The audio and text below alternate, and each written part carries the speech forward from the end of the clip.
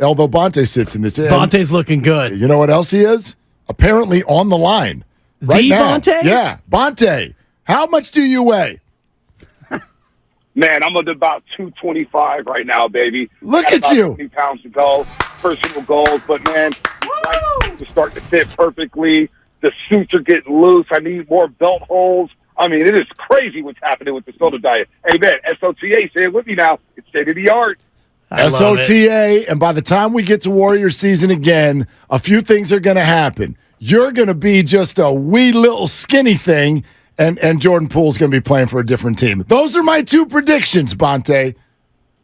Well, that's fine. And if I'm Jordan Poole, with the way some of the people talk about him around here, I don't want to get the hell out of town, too. Because somehow, some way, Jordan Poole has become the poster boy for everything that's gone wrong with the Golden State Warriors. And quite frankly, Mark, I'm kind of sick of people singling him out like he was the biggest baby. Let's be real about something. Context matters. Jordan Poole averaged 20 points a game wearing many different hats this season. As a starter, as a facilitator, as a scorer, as a bench unit player. And oh, by the way, think about all the combinations he had to play with off the bench. One night it's Dante DiVincenzo. One night it's Moses Moody. Oh, wait, there's Kuminga and James Wiseman.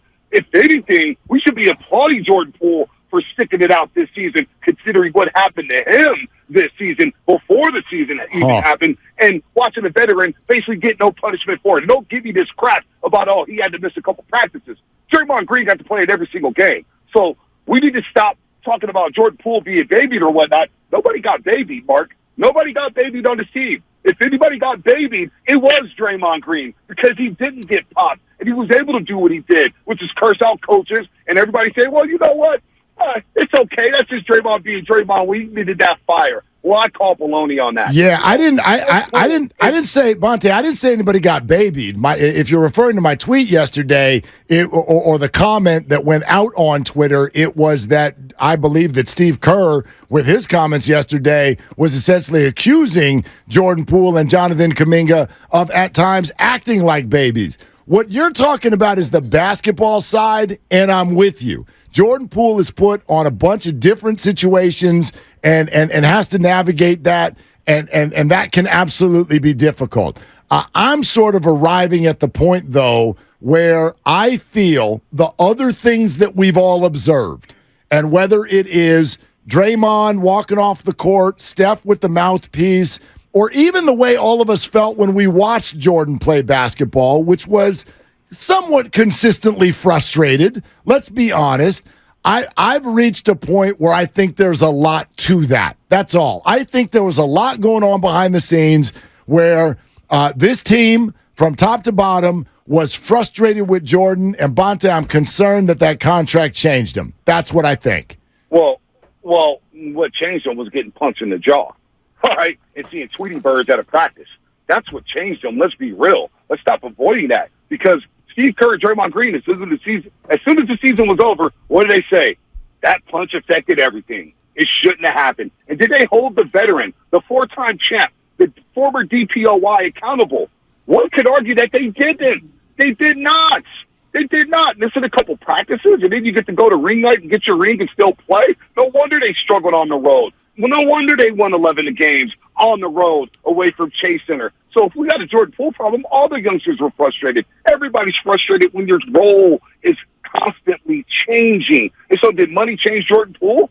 I don't think so. Not with my interactions with Jordan Poole, but he's a young man who's 23 years old going up in the social media era. Wouldn't you be a little disturbed by looking at social media all day saying, damn, they're just making fun of me every single day. I can't get away from it. And then, by the way, when we start to roll, there's an article with Draymond Green referring to the punch saying, well, I got my voice back when I talked to Jordan Poole again. Or I got my voice back when I stepped up to Jordan Poole and talked to him about decision-making. You think Jordan Poole? Just leave him alone. Let him do him. Now, you want to talk about Steph Curry throwing the mouthpiece? That's fine. But Draymond Green has been thrown out of games for cursing out teammates on the court. He's literally been thrown out of games. So I don't get why we continue to give him a pass. Well, I get why we give him a pass. Yeah. He's won the 4 champions. Exactly. Champion. But you know what? That's not acceptable, though. How he behaved on the floor this year, cursing out teammates and coaches left and right, when does it get old? So all I'm saying is I see a lot of blaming and finger pointing saying, well, people didn't want to play with Jordan Poole. People want to do that or do this.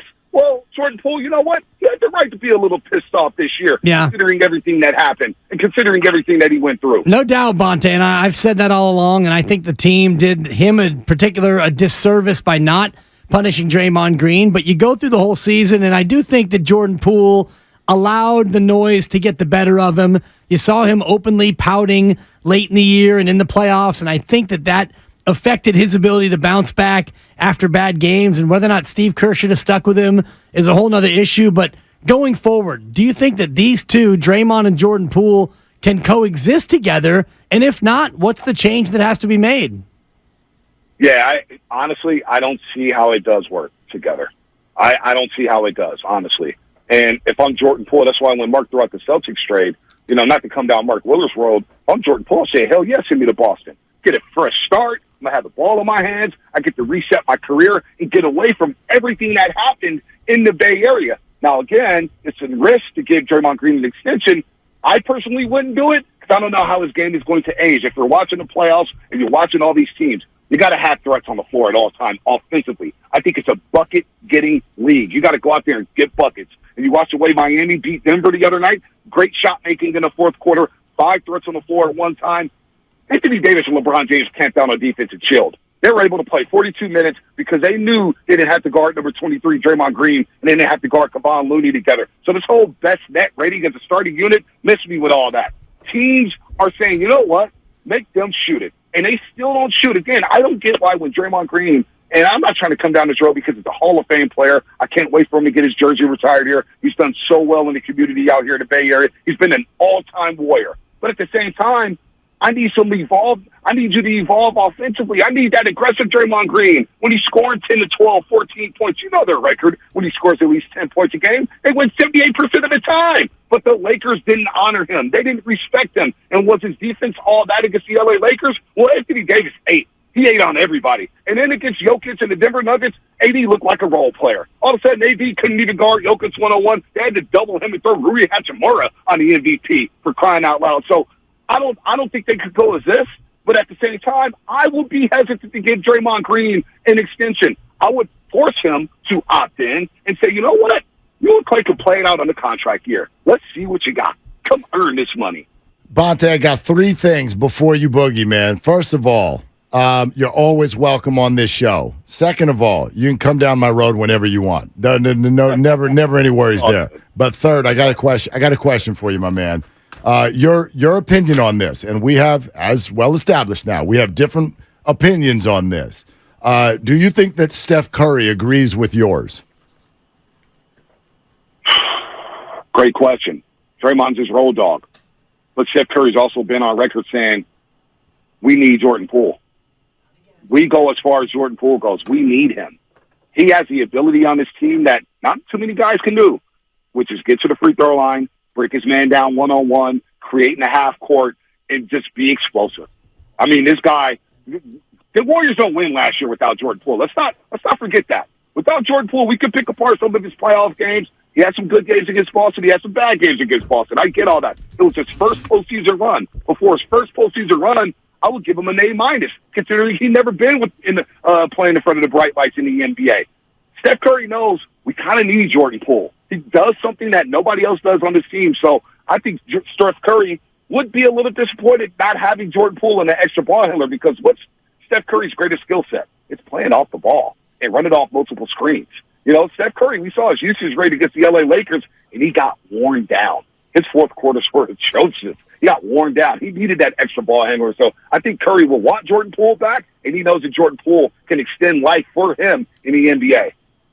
Is this all like post-nap? I mean, this is good energy, man, or do you still need one? I'm a little fired up. No, I just I've been up all day. I'm about to go get baby chairs at the playground. We may stop by Shasky's practice on the way there. No, we're chilling, man. We're living life, man. I'm up. I'm fired up. I was listening to you guys. I saw your tweet. I said, man, let me know. It's time for me to call Mark Willard, man. Since, you guys wanted to switch to the afternoons, and we can't do the crossover so more. It just doesn't work out. You're ducking us, Bonta. I caught you in the parking garage, which was good. We had a good 20 minutes in the garage, and I brought it in for the bro hug, Mark. My arms went all the way around this man. Yep. Getting skinny, B. Yeah, and you had to reach up a little bit. You know I did. Yes. That's how. Hey, listen. That's how I knew I was there too late, man. I rented the Dibs. So I was trying to get out of there. Yeah, and then I didn't get out the park lot for another 30 minutes. Man. Yeah, I hit him for a quick 20 or 30. Thank you for that, B. I needed it down there. Bonta, you call anytime, dude. Call anytime. Go drive safe. So, hey, I'll be calling back during football season. We already know how hectic that is. So, yeah. you guys continue to do your thing, man. In the afternoon, it's good listen. Thanks, I appreciate Bonta. you, brother. Appreciate it. All right.